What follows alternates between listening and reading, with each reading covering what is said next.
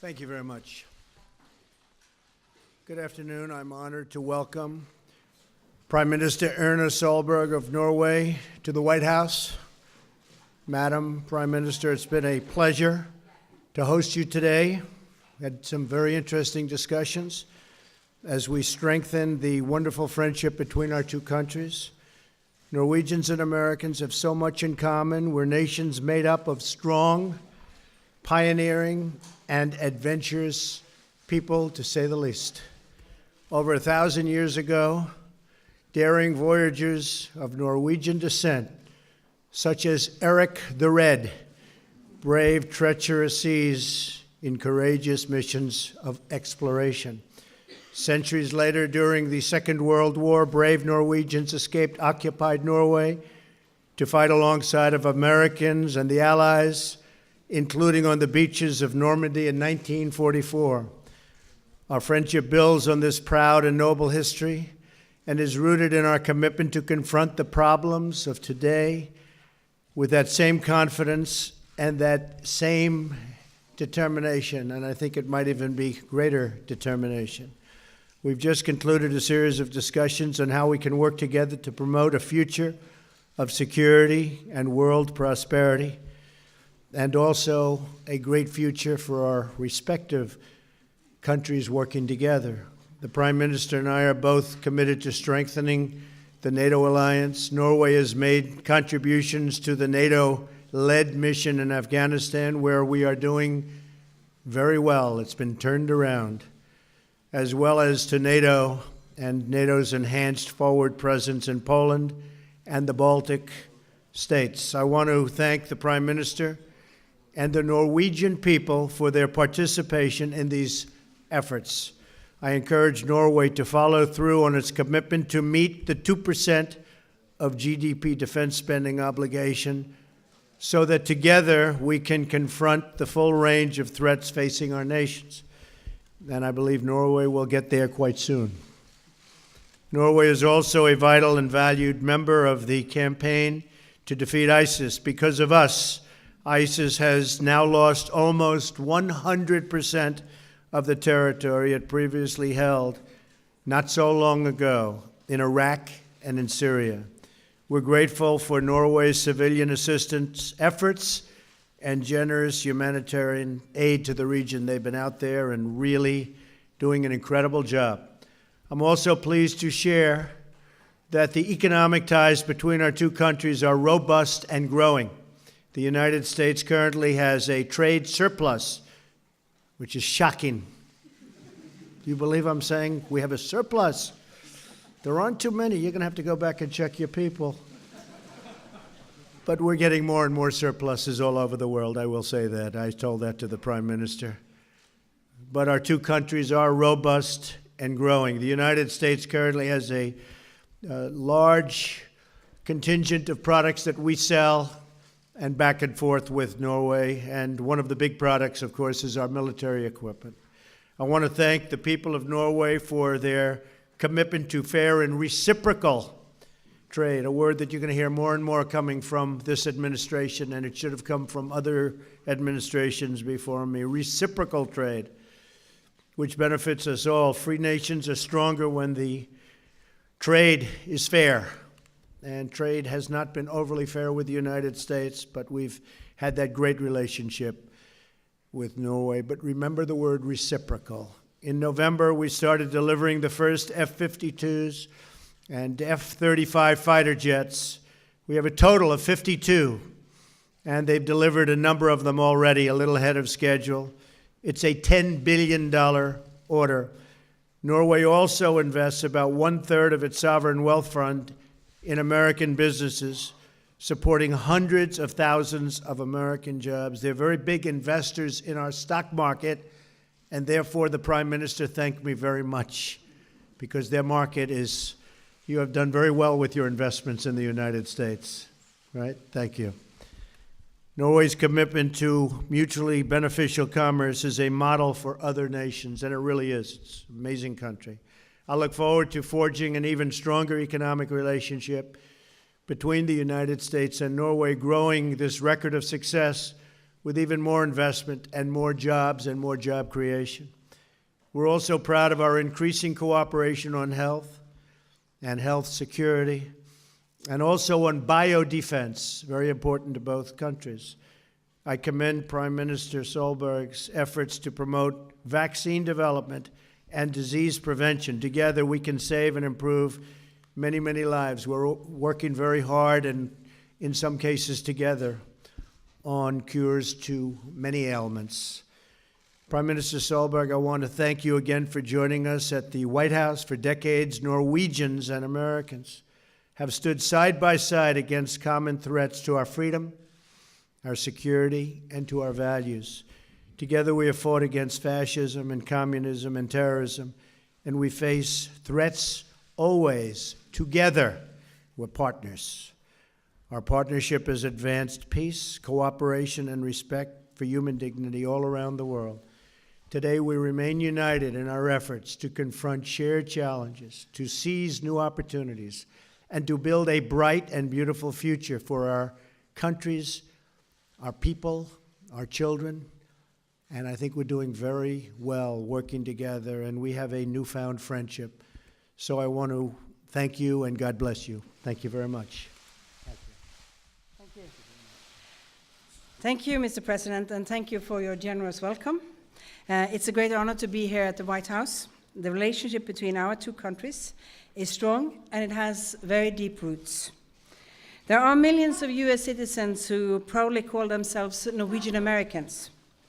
And our Norwegian constitution, the second oldest in the world, that is still in force, was inspired by American ideals. And we have had a long and continuous history of serving shoulder to shoulder on battlefields around the world. The US remains our most important ally, a major trade partner, and a close friend. Today, we have discussed issues of importance for our relationship, how we can keep our countries and citizens safe, how we can grow our economies, how we can further the cooperation in areas of mutual interest. And I have assured President Trump that Norway remains an ally and a friend that you can count on in the future. We are already number 2 in NATO after the US in terms of defense spending per capita, and we are making significant investments to further strengthen our defense. And this includes, as the President said, some big buys from American industry. P-8 maritime patrol aircraft from Boeing, 52 F-35 combat aircraft from Lockheed Martin, our largest single public investment ever in Norway. But also we are buying new submarines and investments in intelligence capabilities and army assets, and which is important also for our job in the northern part.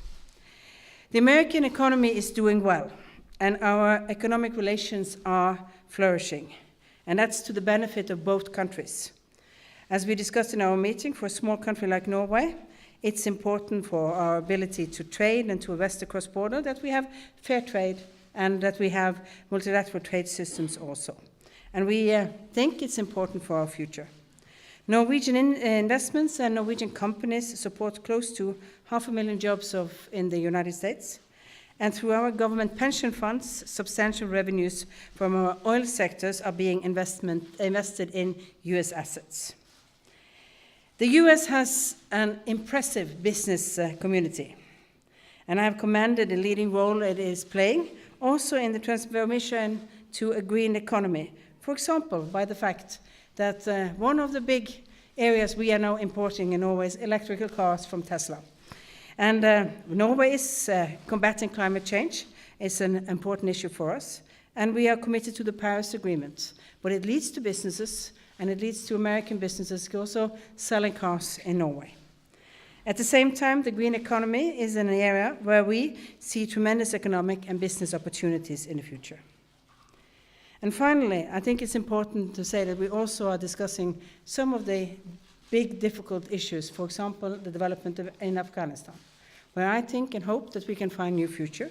It's important that we are all working together to find solutions both in North Korea, Afghanistan, Syria, and Iraq.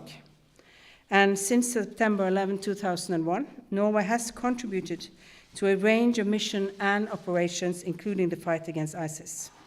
And I have assure the President that we remain unwavering in our commitment to the fight against terrorism all over the world. So, Mr. President, I am looking forward to future cooperation, and thank you for a very fruitful meeting. Thank you. Thank you. Okay, some questions. How about Sarah Westwood? Where is Sarah?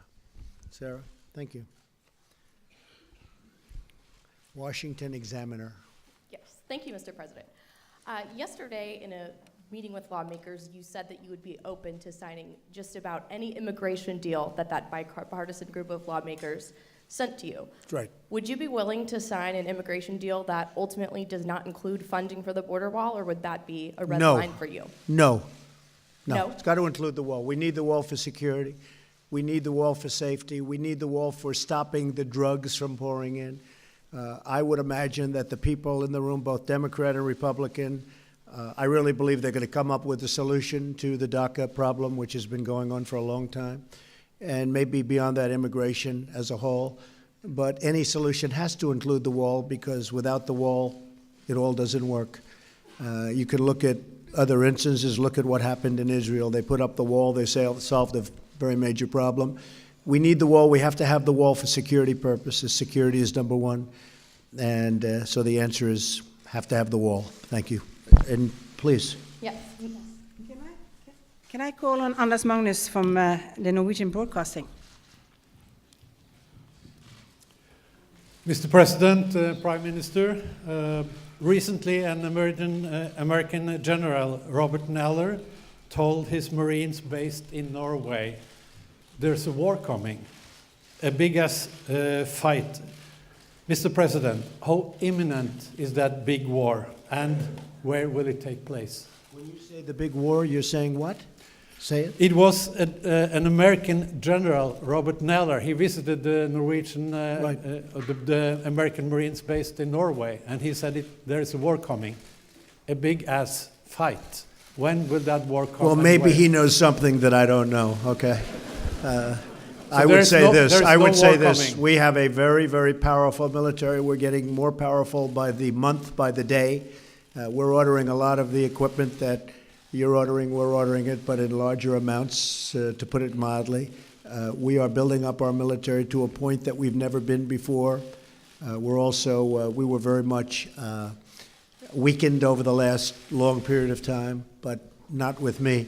No, I don't expect that. I think we're going to have, because of strength, peace through strength. I think we're going to have a long period of peace. I hope we do.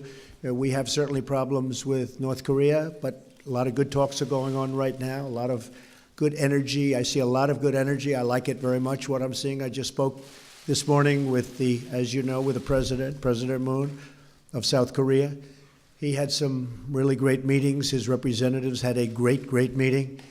And I had some very good feedback from that. So hopefully a lot of good things are going to work out. No, I think that we will have peace through strength. Our military will be stronger than it ever was in a very short period of time. And that's my opinion. That's not the general's opinion, but I think my opinion counts more right now. Thank you. Maybe I can just add that the reason why we are so happy that we have U.S. Marines training in Norway is that that's part of the deterrence strategy that makes sure that we don't have a war in the future. Yes. And Sarah, did you have a question? You were supposed to ask a question. Did you have a question for the Prime Minister? Mm-hmm. I did, yes, thank you. Madam Prime Minister, President Trump has said that the investigation into Russian collusion makes our country, quote, look very bad.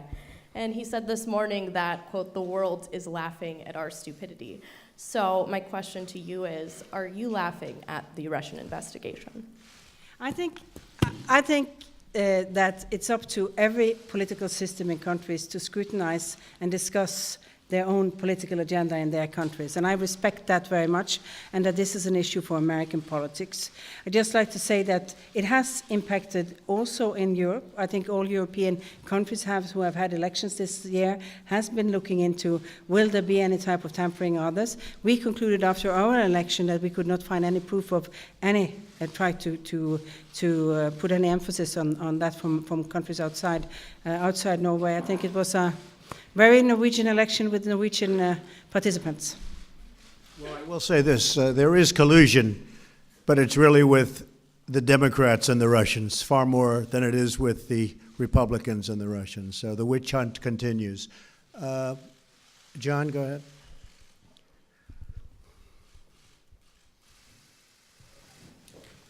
Thank you, Mr. President. I also have a question for the Prime Minister, but if I could address the President first. Sarah brought up the Russia investigation. Your legal team, sources have told us, believes that in the next few weeks, the special counsel, Robert Mueller, will ask for some sort of an interview with you, your legal team believes, as part of wrapping up his investigation. Are you open to meeting with him? Would you be willing to meet with him without condition, or would you demand that a strict set of parameters be placed around any encounter between you and the special counsel? Well, again, John, there has been no collusion between the Trump campaign and Russians, or Trump and Russians, no collusion. When I watch you interviewing all the people leaving their committees, I mean, the Democrats are all running for office and they're trying to say this, that, but bottom line, they all say there's no collusion. And there is no collusion. And when you talk about interviews, Hillary Clinton had an interview where she wasn't sworn in, she wasn't given the oath, they didn't take notes, they didn't record, and it was done on the 4th of July weekend. That's perhaps ridiculous, and a lot of people looked upon that as being a very serious breach, and it really was. But again, I'll speak to attorneys. I can only say this: there was absolutely no collusion. Everybody knows it. Every committee. I've been in office now for 11 months. For 11 months, they've had this phony cloud over this administration, over our government, and it has hurt our government. It does hurt our government. It's a Democrat hoax that was brought up as an excuse for losing an election that, frankly, the Democrats should have won because they have such a tremendous advantage in the Electoral College. So it was brought up for that reason. But it has been determined that there is no collusion, and by virtually everybody. So we'll see what happens. But again, would you be open to it? We'll see what happens. I mean, certainly I'll see what happens. But when they have no collusion, and nobody's found any collusion at any level, it seems unlikely that you'd even have an interview. And Madam Prime Minister, Norway shares a small but strategic border with Russia. President Trump's position has been it's better to try to work with Vladimir Putin, if possible, than to work against him. Mm-hmm. Where do you come down on that idea of better to work with Putin than to not work with him? Well, I think Russia is an important player in the international world, and I don't think you can not work with and talk to. But on the other hand, it's important to say that we have aligned with all the sanctions, as the European Union has done, and as a member connected both in NATO and interconnected to that. And we have also suffered some economic difficulties in some areas in Norway based on those sanctions. But on the other hand, we have a very good relationship with Russia over that border area, where we do have very much free movement of people, special zone of people moving to and fro. We have very large cooperation on sustainable fisheries in this area. It's the biggest cod area in the world with a sustainable resource, and we do patrol it, we do work together. So we think it's important to do two things at the same time. Yes, the international law is firm and clear. There was a break of that through the annexation of Crimea and the situation in Ukraine, and we do stand by all of our allies with that. But at the same time, as a neighboring country, we do day-to-day work on things that we have to solve for the people and the economic activity that is in that area, and which is a fragile area for the whole world. Just to add to the answer, I think it is much better to work with Russia. It's very much better having to do with North Korea, where we currently have a problem that should have never been my problem. This should have been a problem solved many years ago when it was much less dangerous, but it was given to me along with a big mess of other things. But I will say this: I am for massive oil and gas and everything else and a lot of energy. Putin can't love that. I am for the strongest military that the United States ever had. Putin can't love that. But Hillary was not for a strong military, and Hillary, my opponent, was for windmills, and she was for other types of energy that don't have the same capacities at this moment, certainly. So I just want to say that it's a lot better to work with other countries. We're working with China or North Korea. We're working with various other countries, and I think we're doing very well. We had a great talk, as you know, and as you reported. We had a great talk this morning with President Moon, and I think that a lot of good things are happening. We're going to see what happens. But working with other countries, whether it's Russia or China or India or any of the countries that surround this world and encompass this world, that's a good thing, John. That's not a bad thing. That's a very good thing. Okay? Okay, go ahead. From Aftenposten. Mr. President, Prime Minister, Norway strongly supports the Paris Agreement and have expressed regret that you have decided to leave it. What could persuade you to remain, and what kind of common ground did you find in your talks today on this topic? Well, it wasn't a major topic, I must tell you. We talked about other things, including mostly trade. But I will say that the Paris Agreement as drawn and as we signed was very unfair to the United States. It put great penalties on us. It made it very difficult for us to deal in terms of business. It took away a lot of our asset values. We are a country rich in gas and coal and oil and lots of other things, and there was a tremendous penalty for using it. It hurt our businesses. According to some estimates, we would have had to close businesses in order to qualify by 2025, whereas, as an example, China, by 2030, they don't kick in until 2030. Russia, someplace in the mid-1990s, that was their standard, and that was never a good standard because that was a dirty standard for the environment. It treated the United States very unfairly, and frankly, it's an agreement that I have no problem with, but I had a problem with the agreement that they signed because, as usual, they made a bad deal. So we could conceivably go back in, but I say this, we are very strong on the environment. I feel very strongly about the environment. Our EPA and our EPA commissioners are very, very powerful in the sense that they want to have clean water, clean air, but we also want businesses that can compete. And the Paris Accord really would have taken away our competitive edge. And we're not going to let that happen. I'm not going to let it happen. And if I just might add that there are business opportunities in this, as we talked about during this, because we have strict regulations on to reach our Paris targets. That means that we have very strong policies for environmental friendly and climate friendly technologies, and which is a small part of why the United States now have a surplus in the economy towards Norway. So you never miss up on a good opportunity with good environmental standards. One of the great assets of Norway is a thing called water, and they have tremendous hydropower. Tremendous. In fact, most of your energy or your electricity is produced by hydro. I wish we'd do some of that, but hydropower is fantastic, and it's a great asset that you have. Thank you very much. Great honor. Thank you.